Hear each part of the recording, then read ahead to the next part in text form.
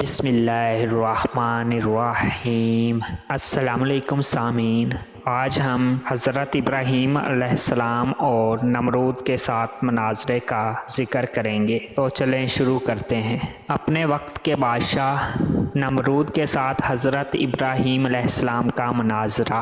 یہ مناظرے کا ذکر ایسے شخص کے ساتھ ہے جو اللہ تعالیٰ سے اس کی عظمت و کبریائی کی چادر چھیننا چاہتا تھا، اور اس نے اپنے رب ہونے کا دعویٰ کیا، حالانکہ اللہ کے کمزور بندوں میں سے یہ بھی ایک کمزور، بے بس اور ضعیف بندہ تھا۔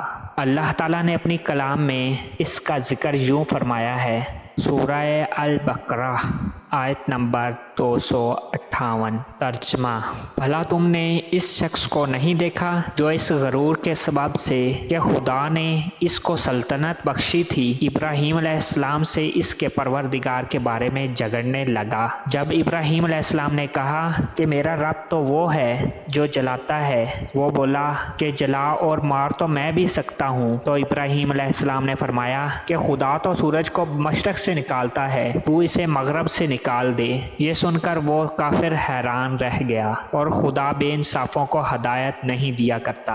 یہ ایک جبار و سرکش بادشاہ کے ساتھ حضرت ابراہیم علیہ السلام کے مناظرے کا ذکر ہے، جس نے اپنے رب ہونے کا دعویٰ کیا تھا۔ حضرت ابراہیم علیہ السلام نے اس کی دلیل کو غلط اور بیکار کر دیا، اور اس کی جہالت و کم عقلی کو ظاہر کر دیا۔ اس کے منہ میں برہان ربانی کی لگام دی، اور اس پر سیدھا راستہ روشن اور واضح کر دیا۔